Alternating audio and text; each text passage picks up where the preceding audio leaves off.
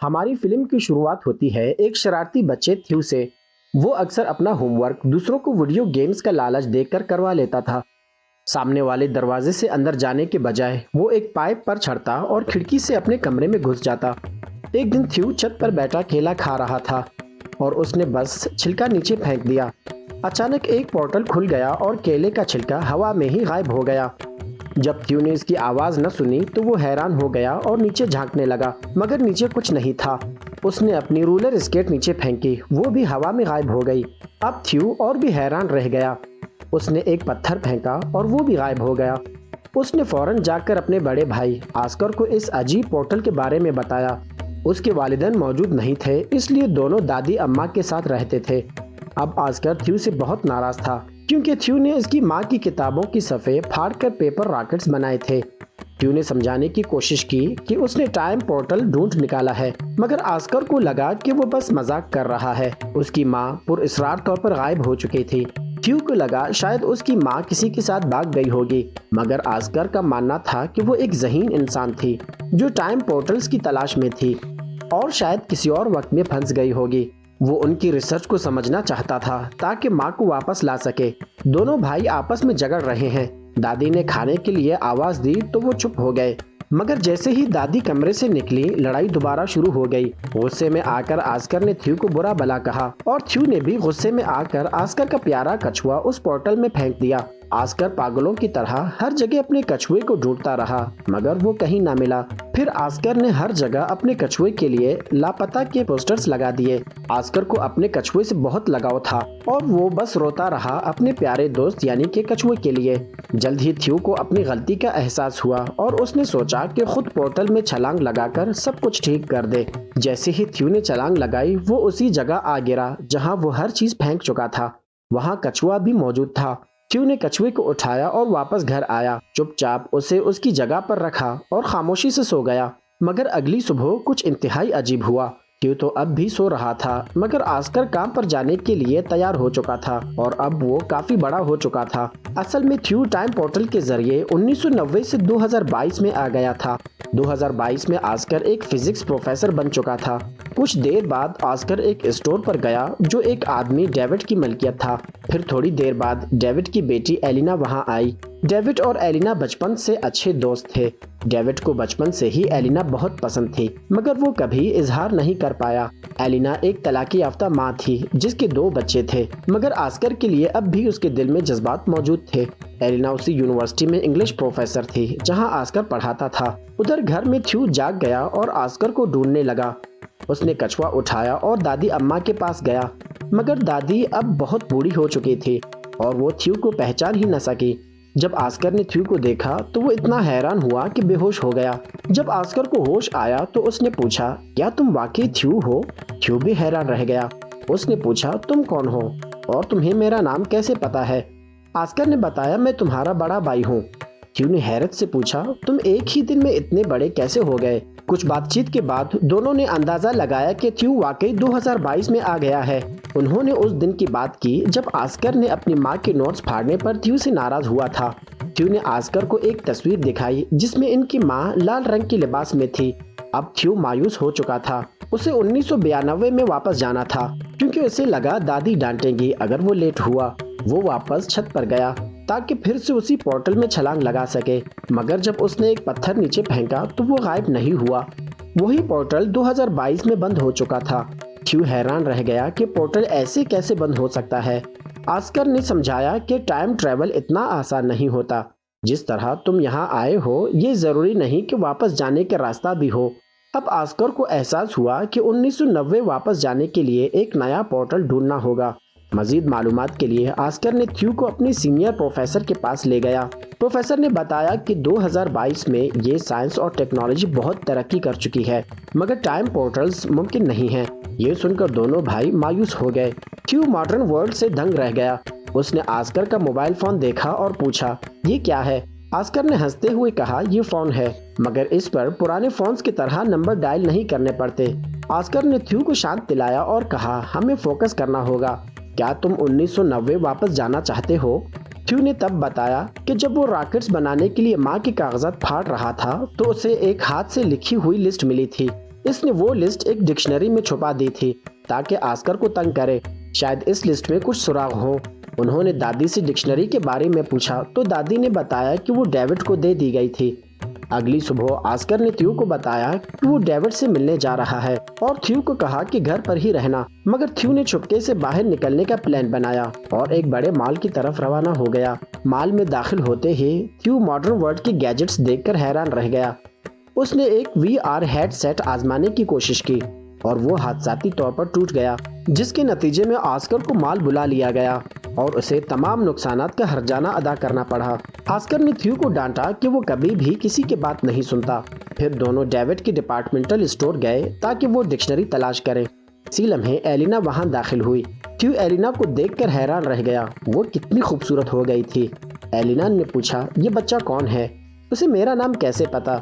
Ask her ने झूठ बोला, ये मेरे कजन का बेटा है। आस्कर ने बात बदलने की कोशिश की और एलिना ने उन्हें अपने घर आने की दावत दी। घर पर एलिना के बेटे और बेटी वीडियो गेम्स खेल रहे थे।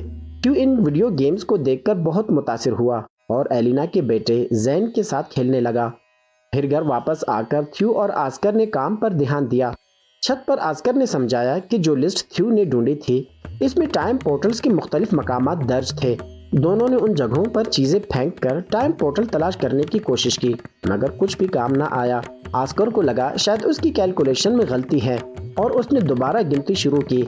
इसी दौरान थ्यू बार बार पूछता रहा, तुम हमेशा अकेला क्यों रहते हो? तुम्हारे दोस्त क्यों नहीं हैं? और तुमने अभी तक एलिना से अपने जज्बात का इजहार क्यों नहीं किया? आस्कर कैलकुलेटर हाथ में लिए बस इतना बोला, चाहे एलिना तलाक याफ्ता है मगर मुझे नहीं लगता कि हमारे दरमियान कुछ हो सकता है।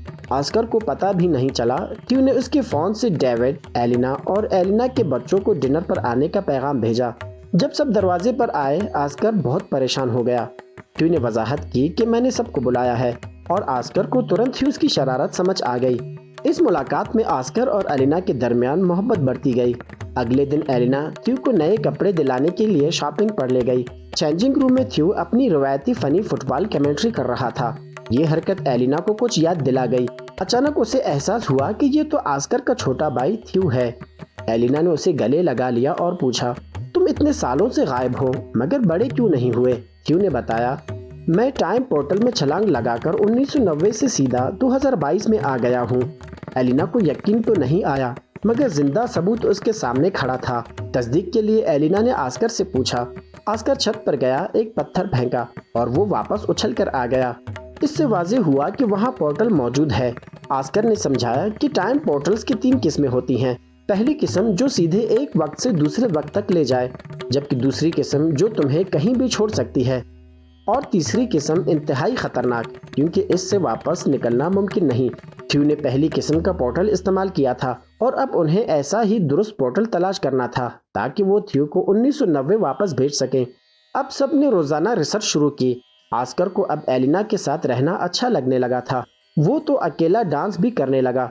आस्कर और एलिना ने मिलकर सही पोर्टल तलाश करने की कोशिशें जारी रखीं, मगर एलिना परेशान थी। अगर थ्यू वापस चला गया तो माजी बदल गया तो कहीं इसके बच्चे पैदा ही ना हो, और वो अपने बच्चों से बेहद मोहब्बत करती थी। मगर आस्कर ने वादा किया कि थ्यू का वापस जाना इसकी जिंदगी पर असर नहीं डालेगा। वो हर मुमकिन कोशिश करेगा कि एलिना की जिंदगी वैसे ही रहे जैसी है।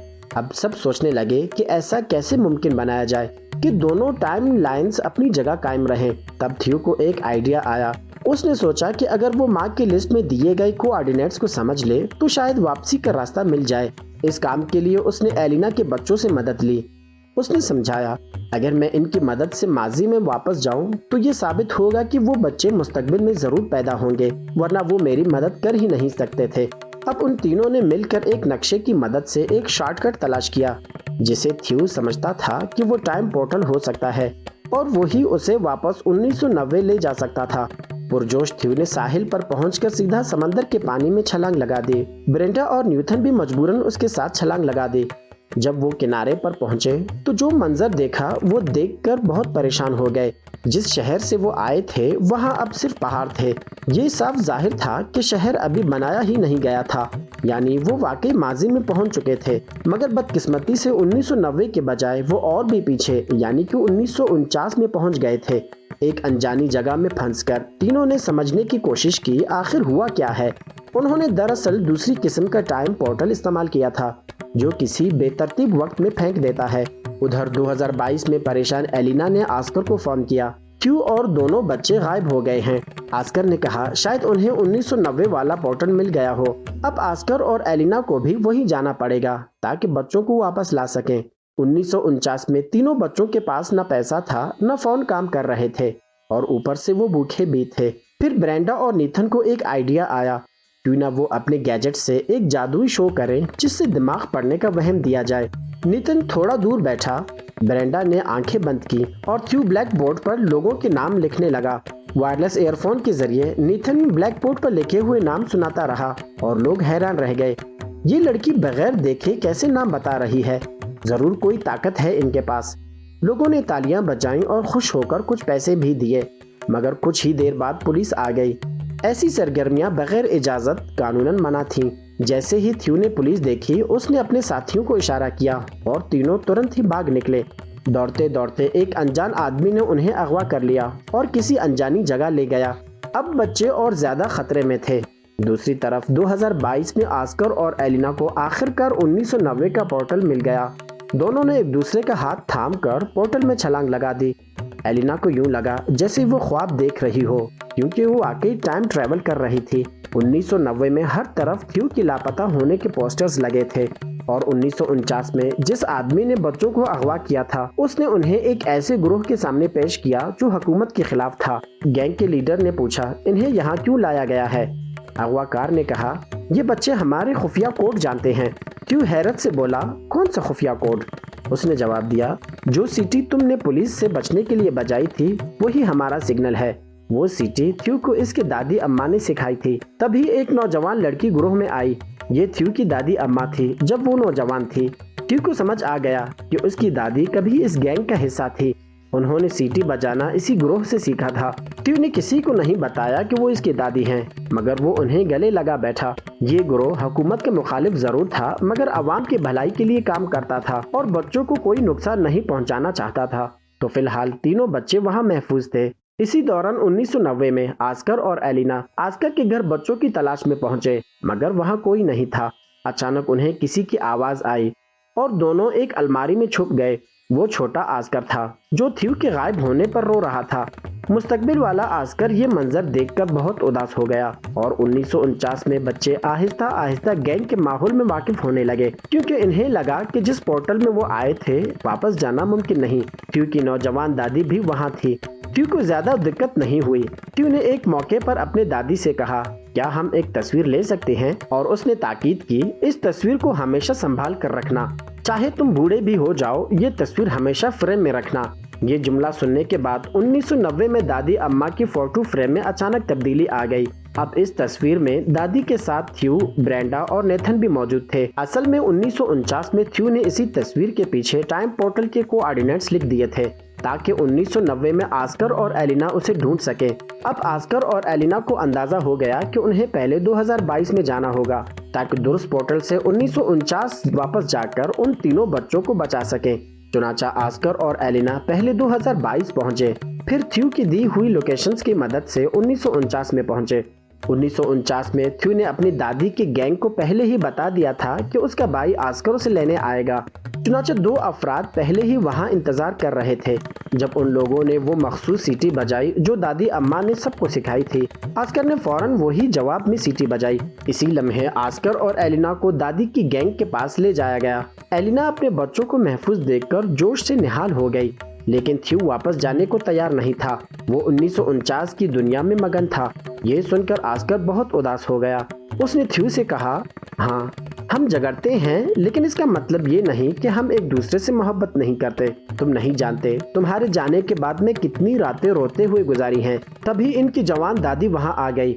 आस्कर ने उन्हें देखा, हैरत हुई मगर कुछ ना कहा। अब उन सबको वापस 2022 जाना था।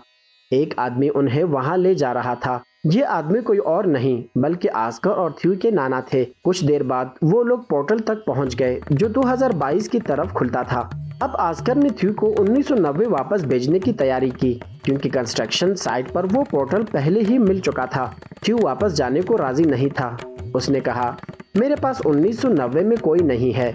मैं अब तुम्हारे साथ रहना चाहता हूँ। तुम मुझे थोड़े थोड़े अब्बू जैसे लगते हो।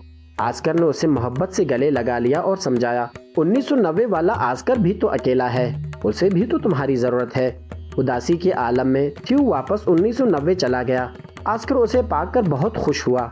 दादी अम्मा ने भी उसे गले लगाकर प्यार दिया। जब दादी ने पूछा कि वो कहाँ था, थ्यू ने झूठी कहानी सुनाई कि उसे किसी गैंग ने अगवा कर लिया था। थ्यू की गुमशुदगी से परेशान आस्कर अब ये समझने लगा था कि उनकी माँ वाकई उन्हें छोड़कर चली गई थी। मायूसी में आस्कर ने अपनी माँ की किताबें फेंकना शुरू कर दी, मगर तभी थ्यू आया और आस्कर को पूरे टाइम ट्रेवल का सच बताया। उसने 2022 का फोन भी दिखाया। आस्कर पूरी तरह कायल तो न हुआ, लेकिन वो फोन देखकर भी इनकार नहीं कर सका। तब दोनों भाइयों ने फैसला किया कि वो अब कभी टाइम पोर्टल इस्तेमाल नहीं करेंगे और हाल में खुश रहेंगे। अब 2022 में दोनों भाई इकट्ठे थे। जैसे ही दरवाजे पर बेल हुई, थ्यू ने हंसते हुए आस्कर से कहा, लगता है तुम्हारी गर्लफ्रेंड एलिना आ गई है, अब उसे सब कुछ बता दो। उसने बताया कि एलिना अब तलाक ले चुकी है। थ्यू ने ये जानबूझकर आस्कर को पहले नहीं बताया था, क्योंकि अगर वो बता देता तो एलिना के बच्चे कभी पैदा न होते और उसकी जिंदगी बदल जाती, और उसने वादा किया था कि वो ऐसा नहीं करेगा। मगर अब वक्त बिल्कुल दुरुस्त था। बच्चे पैदा हो चुके थे, तलाक भी हो गई थी। जैसे ही आस्कर ने दरवाजा खोला, बाहर एलिना खड़ी थी और यूं उन दोनों की जिंदगी एक नए मोड़ पर आ गई। आखिर में सीन एक बहुत पुराने जमाने में चला जाता है। एक टाइम पोर्टल खुलता है और एक औरत उससे बाहर कदम रखती है। ये एक ऐसा जमाना था जहां लोग साइंस के बारे में कुछ नहीं जानते थे, और ये औरत कोई और नहीं, थ्यू और आस्कर की माँ थी। इसके साथ ही खूबसूरत सी मूवी की कहानी यहीं पे खत्म हो जाती है। तो आपका क्या ख्याल है? क्या थ्यू को आस्कर को पहले ही लड़की से बात करने के लिए कहना चाहिए था या नहीं? शायद वो कभी तलाक ना लेते और खुशी खुशी साथ रहते। और अब मुलाकात होगी अगले वीडियो में।